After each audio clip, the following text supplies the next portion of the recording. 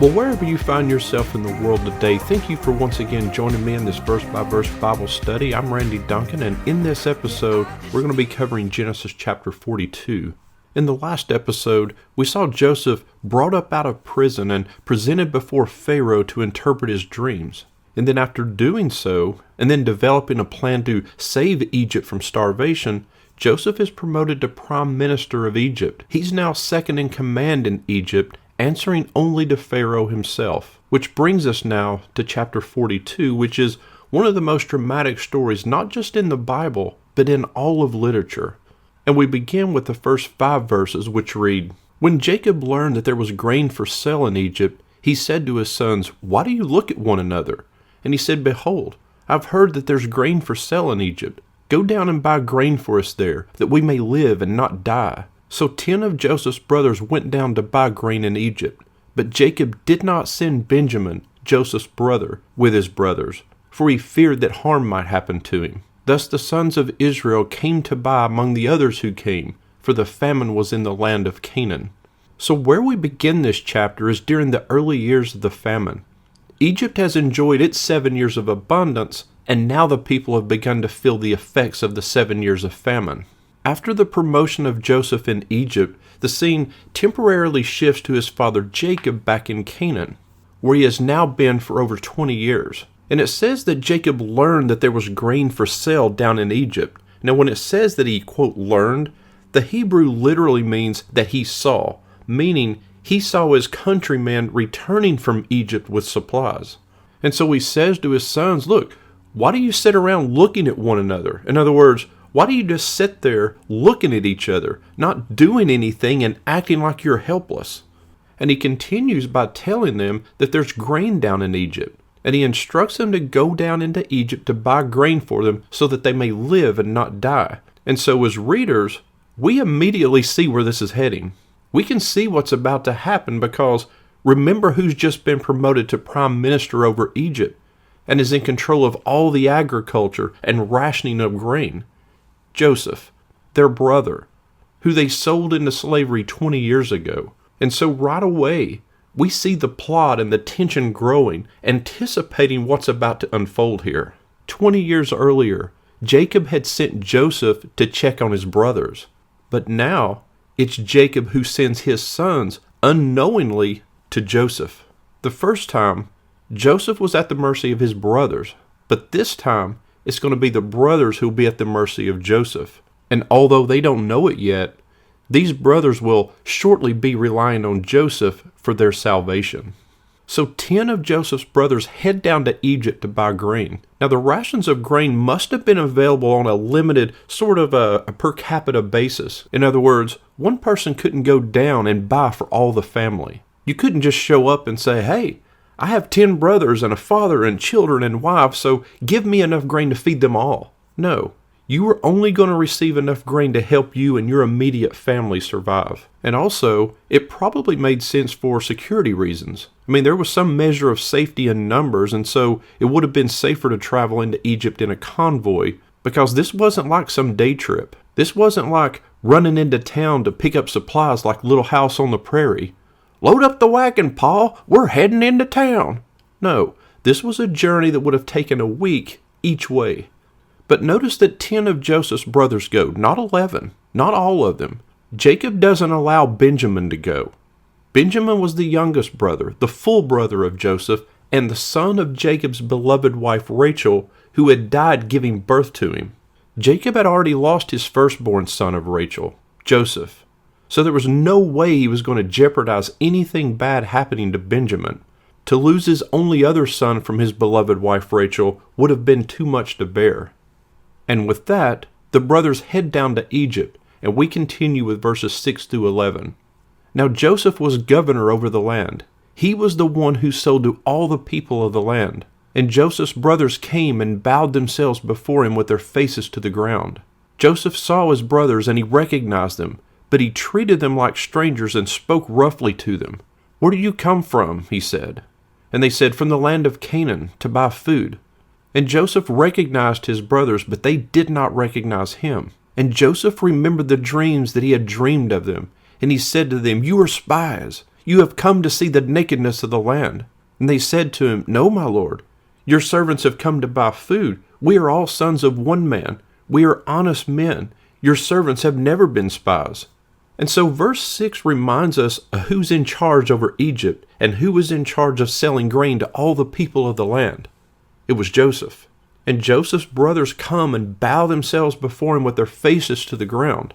Now the brothers, of course, have no idea who Joseph is. They're simply needing grain, and so bow themselves down in a sign of respect to the ruler of the land. But when we read that they bow themselves before Joseph, we should immediately be reminded of Joseph's teenage dreams from back in chapter 37, in which his brothers' sheaves in the field gathered around and bowed down to his sheath, and the sun, moon, and stars, which represented his brothers, also bowed before him. And so the brothers here unknowingly began to fulfill the divine dream. Now verse 7 tells us that Joseph saw his brothers and he recognized them. Now just stop and think about this for a moment. How do you think you would have felt after 20 years finally coming face to face with the brothers who sold you into slavery? I mean, just the range of emotions that Joseph must have been experiencing and trying to work through here, and to be able to maintain his composure. Now, although the text doesn't say anything about it, I wonder if Joseph recognized them so quickly because he was expecting them.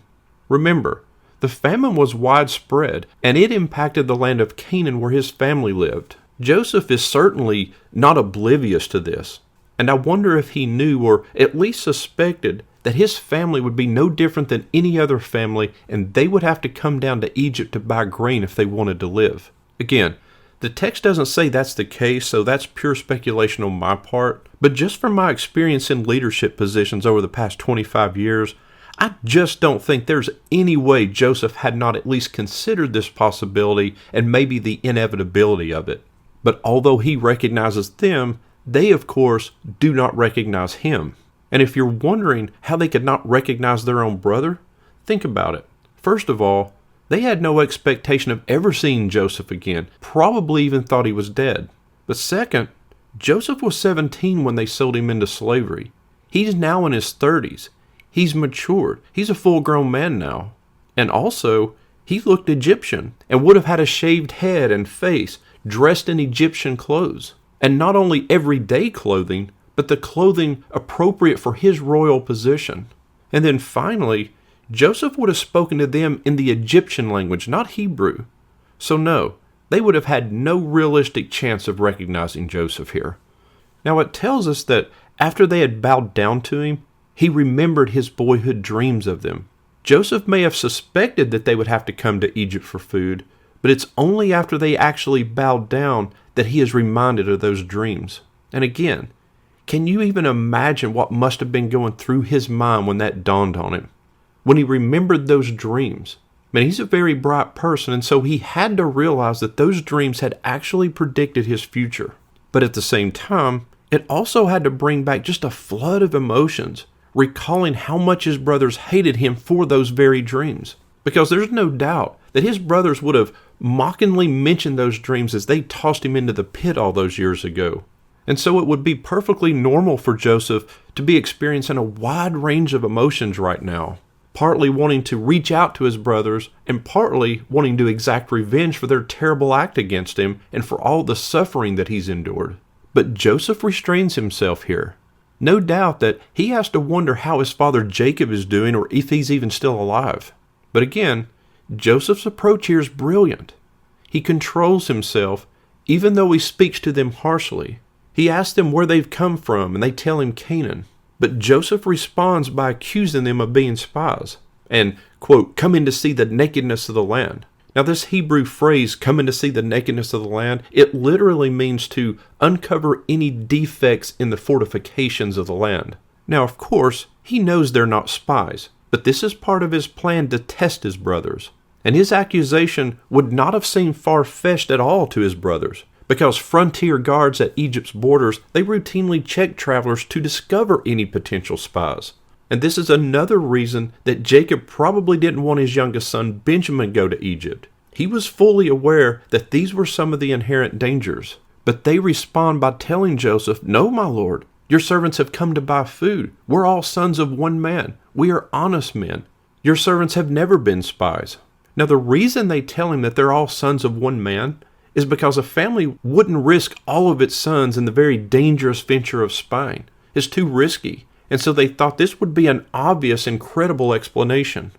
But we continue on with verses 12 through 17, which read, "And he said to them, 'No, it is the nakedness of the land that you've come to see.'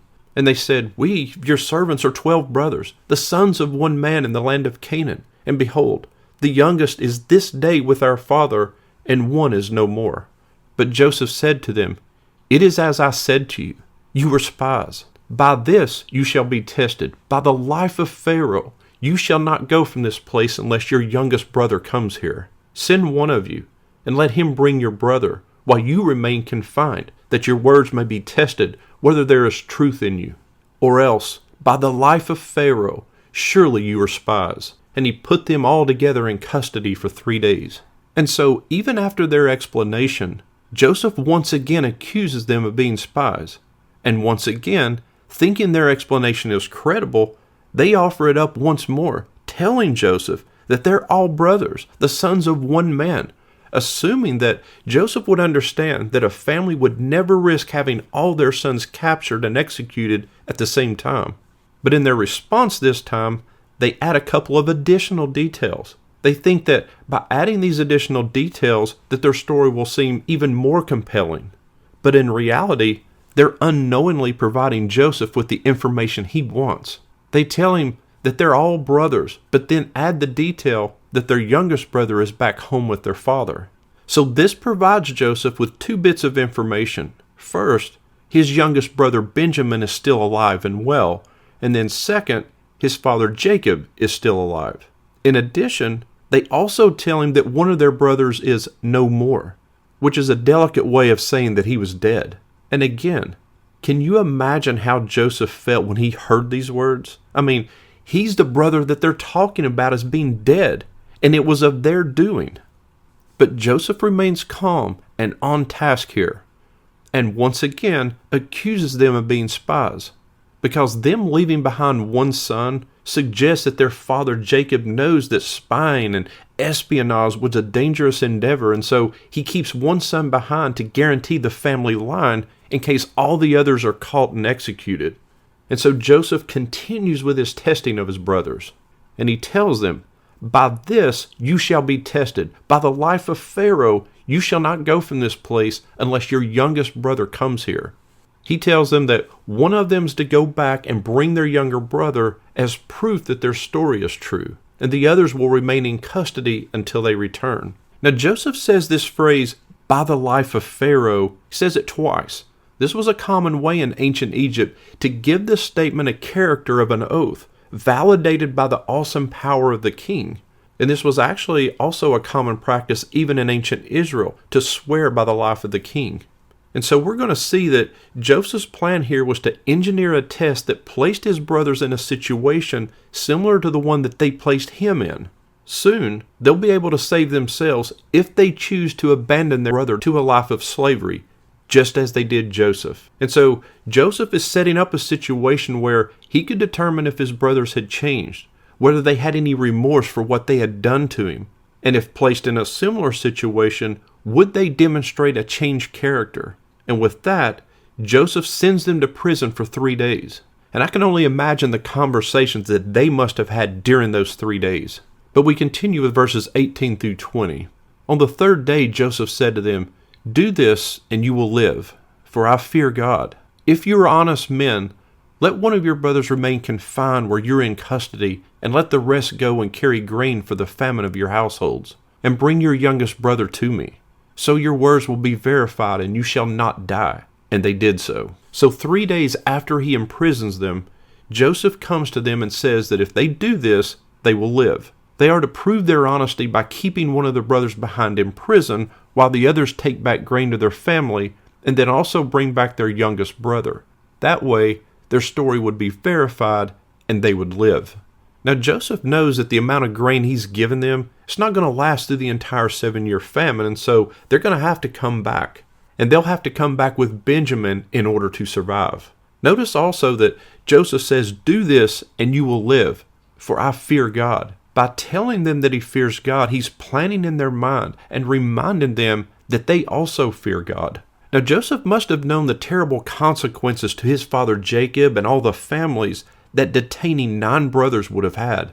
I mean, how would the starving families have received food? And so, keeping them in prison for the 3 days, it's most likely a move to simply exert some psychological pressure on them. Because remember, it took them a week to get down to Egypt, and it's going to take them another week to get back home. Verses 21 through 25 continue. Then they said to one another, "In truth, we are guilty concerning our brother, in that we saw the distress of his soul when he begged us, and we did not listen. That is why the distress has come upon us." And Reuben answered them, "Did I not tell you not to sin against the boy? But you did not listen. So now there comes a reckoning for his blood."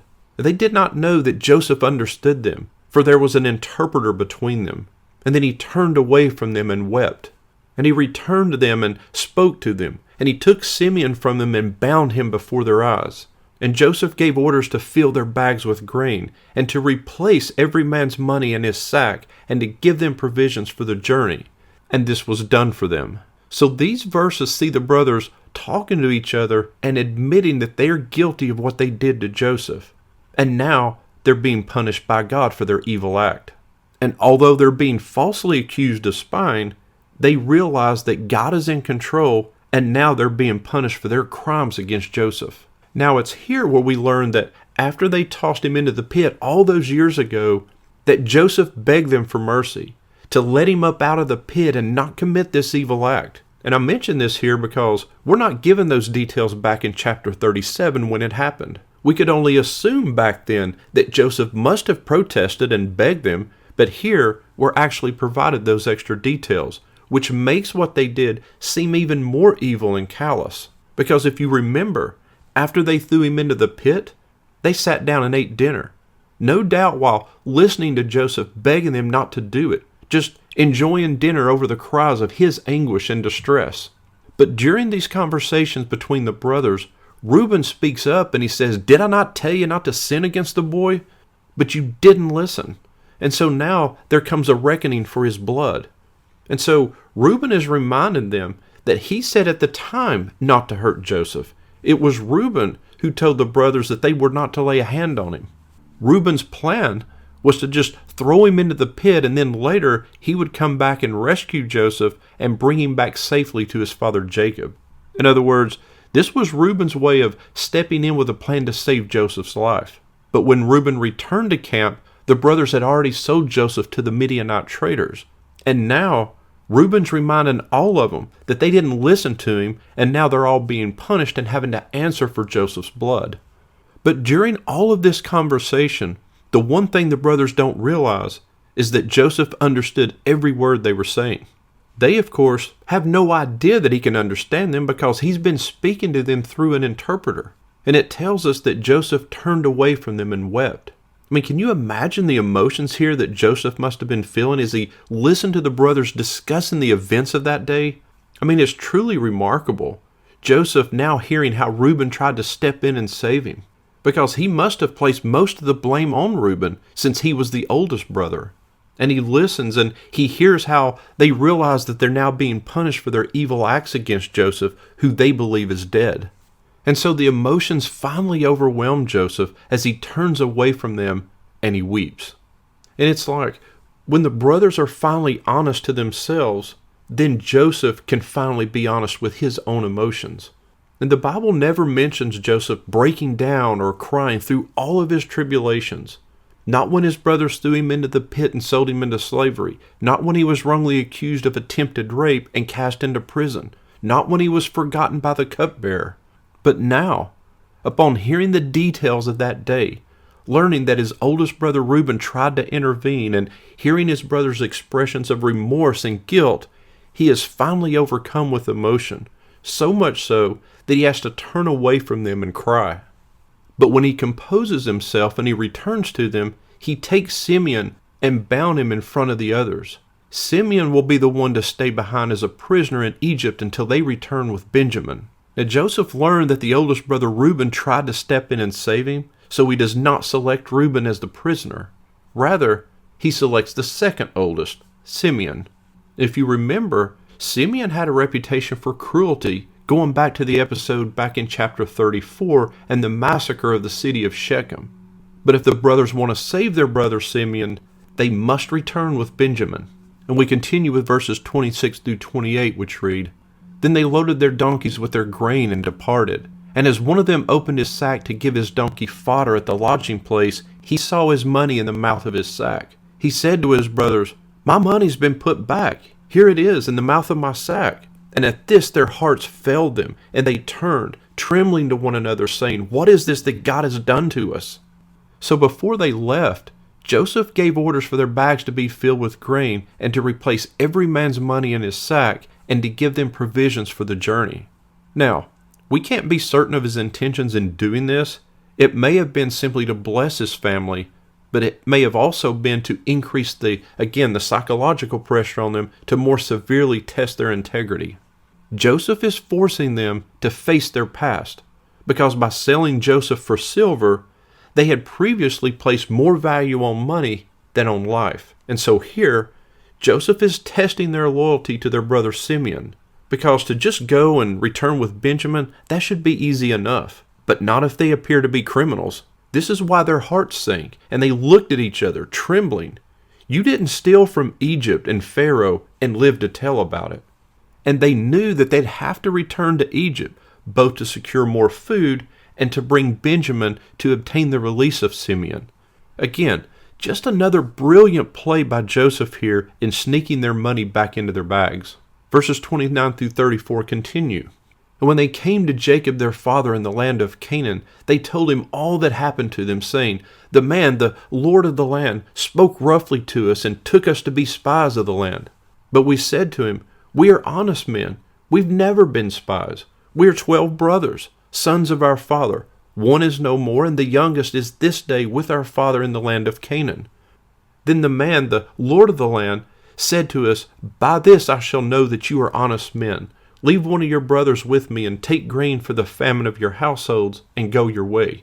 Bring your youngest brother to me. Then I shall know that you are not spies, but honest men, and I will deliver your brother to you, and you shall trade in the land. So in these verses, the brothers are simply relaying to Jacob everything that happened. But notice, they're giving Jacob the Reader's Digest version here. They leave out the parts about being in prison for 3 days, or the shackling of Simeon before their eyes, or finding the money in their bags. I mean, they make it sound like Simeon is some honored guest rather than a prisoner. And they do this apparently in consideration of Jacob's feelings. But they also change Joseph's threat of life and death to sound more like some economic opportunity. And so the brothers here make it sound like the Egyptian leaders simply wanted them to return with Benjamin to prove that they were honest men. They didn't tell him that they needed to return with Benjamin so that they would live. But their attitude toward their father Jacob is at least now much more sensitive compared to earlier when they were more callous when asking him about Joseph's bloody robe. Now, obviously, each of the brothers would have gotten into their bags for food or other things during the week-long journey home. So they would have no doubt seen the money in their bags long before they arrived back home in Canaan. And so therefore, we can sort of assume that they had agreed ahead of time to not say anything to Jacob about the money, and then to sort of stage the discovery of the money in his presence, which is exactly what we see beginning in the next verse. And so we close out this chapter with the last 3 verses, 35 through 38, which read, As they emptied their sacks, behold, every man's bundle of money was in his sack. And when they and their father saw their bundles of money, they were afraid. And Jacob their father said to them, You have bereaved me of my children. Joseph is no more, and Simeon is no more, and now you would take Benjamin. All this has come against me. Then Reuben said to his father, Kill my 2 sons if I do not bring him back to you. Put him in my hands, and I will bring him back to you. But he said, My son shall not go down with you, for his brother is dead, and he's the only one left. If harm should happen to him on the journey that you are going to make, you would bring down my gray hairs with sorrow to Sheol. So again, they open their bags, and they act surprised and shocked when they see the money. Only now, Jacob is seeing the money, and he immediately understands the situation and the implications. Up until this point, their story has seemed credible to Jacob, but when he sees the money, it makes him look guilty of stealing. And of course, Jacob is upset, and he tells them that they have bereaved him of his children. 2 times we've read about Jacob's sons leaving home together, and 2 times now they have returned minus one of their brothers. And so Jacob here, he either doesn't believe them or he doesn't trust this leader in Egypt. He says that Joseph is no more and Simeon is no more. Since Jacob has no intention at all of anyone returning to Egypt to retrieve Simeon, he is considering him as good as dead. And at this point, Reuben steps in and he proposes, "Kill my 2 sons if I don't bring him back to you. Put him in my hands and I will bring him back to you." Now, what kind of proposal is that? I mean, who in their right mind would make that sort of proposal? And it certainly doesn't convince Jacob either. I mean, how is this supposed to make Jacob feel better? If Reuben fails, does he seriously think that Jacob would want to kill 2 of his own grandsons? I mean, how in the world would that make Jacob feel better? But one thing you'll notice is that this is the last time Reuben will assume any leadership position, because he'll be displaced by the 4th oldest son, Judah. And so Jacob's words here in this chapter when he says, "My son shall not go down with you, for his brother is dead and he's the only one left. If harm should happen to him on the journey that you're going to make, you would bring down my gray hairs with sorrow to Sheol." Or what he means here is the grave. Now when he says my son is dead, he's of course referring to Joseph. But when he says that he's the only one left, he's referring to Benjamin being the only son left of his beloved wife Rachel. And he is not about to risk losing Benjamin. So in closing out this chapter, I would make one more observation. It's interesting that his brothers cannot find salvation in Egypt without first facing Joseph, without facing and dealing with their earlier sin, without a reconciliation with Joseph. And so we see yet another Joseph-Jesus parallel, because in the same way, we cannot find salvation without first facing Jesus, without dealing with our sin and admitting our guilt, and without making a decision on what we're going to do when faced with the reality of relying on Jesus for our salvation. Well, as for me, I made the decision years ago to place my trust in Jesus, and my prayer for all of you is that you'll consider doing the same.